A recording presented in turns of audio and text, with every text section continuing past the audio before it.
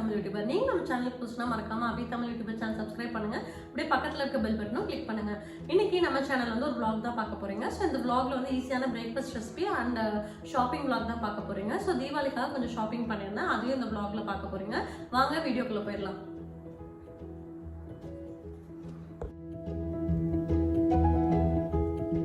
நல்ல ஒரு சூப்பரான ஒரு ஃபில்டர் காஃபிலே வந்து கேப்பச்சினோ டைப்பில் வந்து நம்ம செஞ்சு குடிச்சிட்டு அதுக்கப்புறம் வந்து நம்ம பிரேக்ஃபாஸ்ட் செய்ய ஸ்டார்ட் பண்ணலாம்.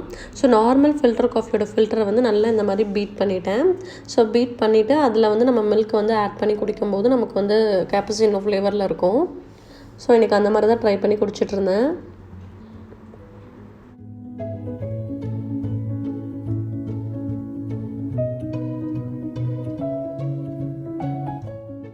இப்போ நம்ம கேப்பச்சினோ குடிச்சாச்சு. நெக்ஸ்ட் வந்து பிரேக்ஃபாஸ்ட் செய்ய ஸ்டார்ட் பண்ண வேண்டியதான். இன்றைக்கி வந்து பிரேக்ஃபாஸ்ட்டுக்கு வந்து சிம்பிளான ஒரு வெங்காயம் தக்காளி போட்டு ஒரு கார சட்னி வந்து ப்ரிப்பேர் பண்ண போகிறேன்.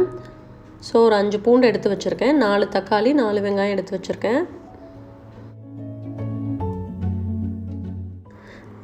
நைஃப் ஷார்ப்னர் பற்றி ஆல்ரெடி ஒரு vlogல வந்து நான் எக்ஸ்பிளைன் பண்ணியிருப்பேன். ஸோ அப்பப்போ பிளெண்ட் ஆகும்போது டக்குன்னு நம்ம இந்த மாதிரி ஷார்ப் பண்ணிவிட்டு அதுக்கப்புறம் யூஸ் பண்ணிக்கலாம். ஸோ ஆனியன்ஸ்லாம் கட் பண்ணுறதுக்கு நல்லா ஷார்ப்பாக இருந்தால் தான் நல்லாயிருக்கும்.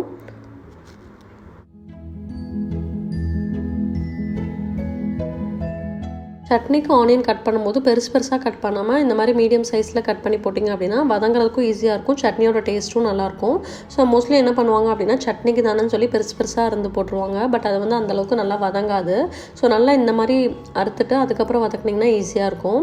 ஸோ தக்காளியெல்லாம் கட் பண்ணுறதுக்கு நல்லா இந்த மாதிரி குட்டி நைஃப் வச்சுக்கிட்டிங்க அப்படின்னா நல்லா குட்டி குட்டியாக கட் பண்ணுறதுக்கு ரொம்ப ஈஸியாக இருக்கும். இந்த நைஃபையும் ஷார்ப் பண்ணிவிட்டு இப்போ நான் தக்காளி வந்து கட் பண்ண போகிறேன்.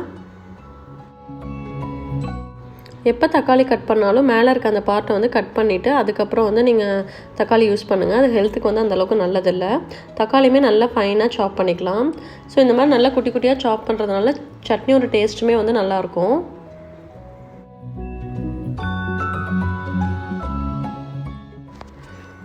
ஸோ இந்த வெங்காயம் தக்காளி சட்னிக்கு வந்து மெயின் டேஸ்ட் கொடுக்குறது இந்த கொத்தமல்லி தலை தான். ஒரு கையளவுக்கு கொத்தமல்லி எடுத்து நல்லா வாஷ் பண்ணிவிட்டு இந்த மாதிரி ஃபைனாக சாப் பண்ணி வச்சுக்கோங்க.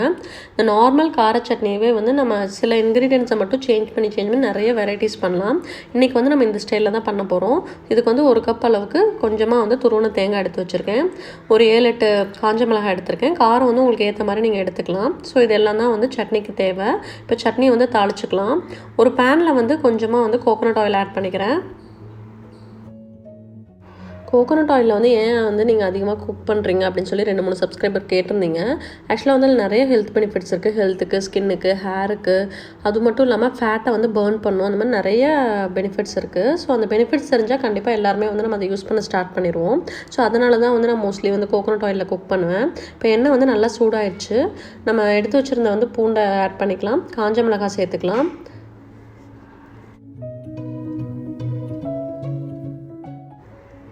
இப்போ வந்து கட் பண்ணி வச்சுருக்க ஆனியனும் இதோடு சேர்த்து நல்லா வதக்கிக்கலாம். ஆனியன் வந்து லைட்டாக இந்த மாதிரி வதங்கினதுக்கப்புறம் நம்ம கட் பண்ணி வச்சுருக்க தக்காளியும் இதோடு சேர்த்து நல்லா வதக்கிக்கலாம். இந்த கார சட்னி பொறுத்த வரைக்கும் பார்த்திங்கன்னா சின்ன சேஞ்சஸ் பண்ணோம் அப்படின்னா டோட்டல் சட்னியோட டேஸ்ட்டே மாற்றி கொடுக்கும். இன்றைக்கி வந்து நம்ம வெறும் பூண்டு மட்டும் போட்டிருக்கோம். இன்னொரு நாள் நீங்கள் அரைக்கும் போது பூண்டு, இஞ்சி 2யும் சேர்த்து வச்சு அரைச்சி பாருங்கள். அதேமாதிரி இன்னொரு டைம் அரைக்கும் போது வரமல்லி வந்து ஒரு 1/2 ஸ்பூன் போட்டுட்டு அதை வந்து நம்ம பூண்டோடு சேர்த்து வதக்கிட்டு அரைச்சோம் அப்படின்னா அதுவும் வந்து டிஃப்ரெண்ட் டேஸ்ட்டில் இருக்கும். ஸோ இப்போ தக்காளியும் வெங்காயம் கொஞ்சம் நல்லா வதங்கினதுக்கப்புறம் நம்ம கட் பண்ணி வச்சுருக்க கொத்தமல்லி இலையும் இதோடு சேர்த்து நல்லா மிக்ஸ் பண்ணிக்கலாம்.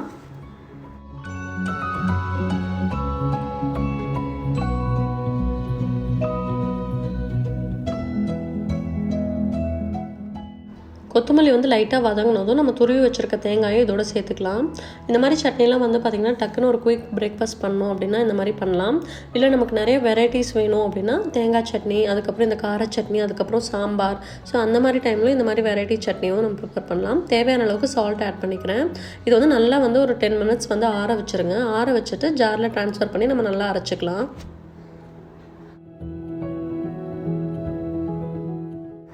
இப்போ சட்னி வந்து நல்லா நைஸாக அரைச்சி எடுத்துக்கலாம். தண்ணியும் வந்து பார்த்திங்கன்னா ரொம்ப அதிகமாக சேர்க்காமல் நல்லா ஒரு கொஞ்சம் திக் கன்சிஸ்டன்சிக்கு இருந்தால் தான் சட்னியெல்லாம் நல்லாயிருக்கும். கரெக்டாக இந்த கன்சிஸ்டன்சிக்கு செக் பண்ணிக்கோங்க. உப்பு கரெக்டாக இருக்கா என்னென்னு பார்த்துட்டு அதையும் ஆட் பண்ணிக்கோங்க. இப்போ சட்னியை வந்து தாளித்து எடுத்துக்கலாம். ஸோ கொஞ்சமாக எண்ணெய் ஊற்றிருக்கேன், கடுகு சீரகம் போட்டிருக்கேன், அதில் கொஞ்சமாக கறி லீஃப் ஆட் பண்ணிவிட்டு இப்போ இதை வந்து மிக்ஸ் பண்ணி விட்டுக்கலாம்.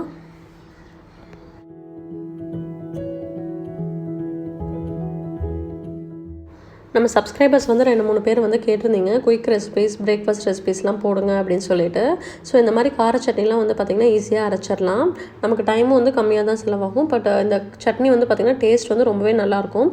ஸோ தோசை இட்லி அந்த மாதிரிக்கு வந்து நம்ம தொட்டு சாப்பிட்டுக்கலாம். ஊத்தாப்பத்துக்கும் வந்து பார்த்திங்கன்னா சூப்பராக இருக்கும். இன்றைக்கி மார்னிங் பிரேக்ஃபாஸ்ட்டுக்கு வந்து பார்த்திங்கன்னா தோசையும் வந்து கார சட்னியும் தான்.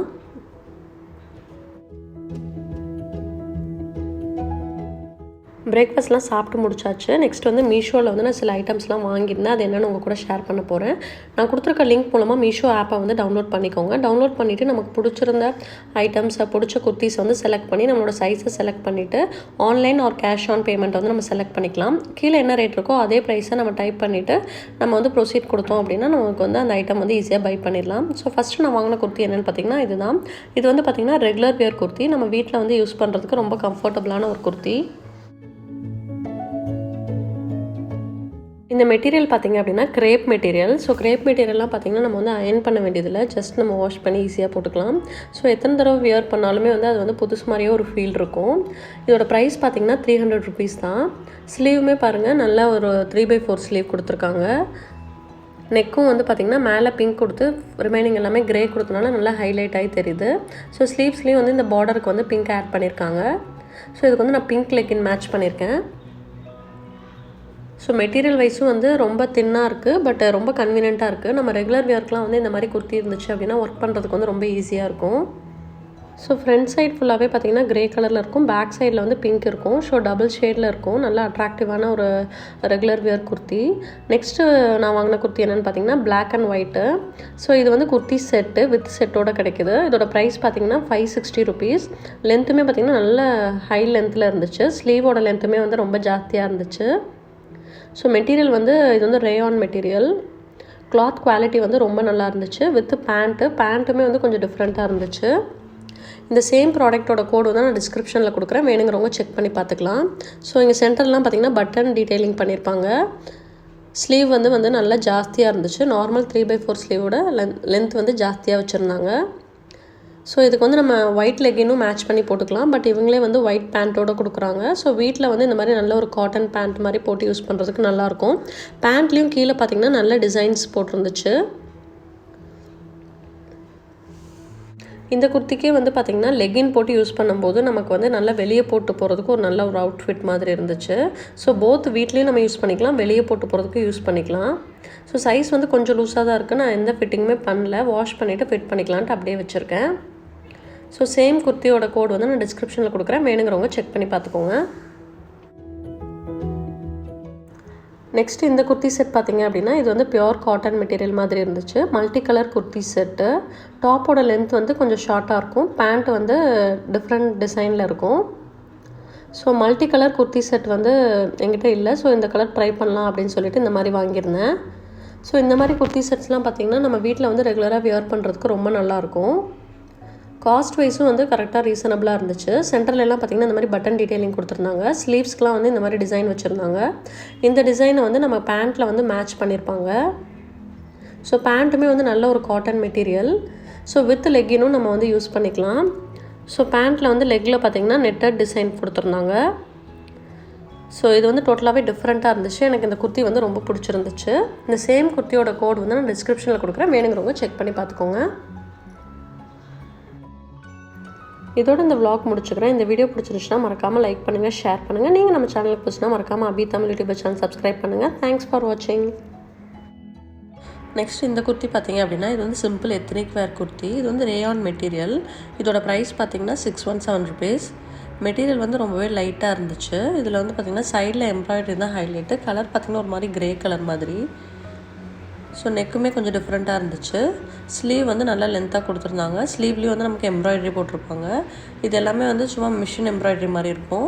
இன்னும் சைஸ் ஃபிட் பண்ணல. பட் நீங்கள் இதுக்கு வந்து பேபி பிங்க் லெக்கின் இல்லை இந்த மாதிரி க்ரீம் கலர் லெக்கின் எது வேணால் போட்டுக்கலாம். இதோட கோடு டிஸ்கிரிப்ஷனில் கொடுக்குறேன். வேணுங்கிறவங்க செக் பண்ணிக்கோங்க.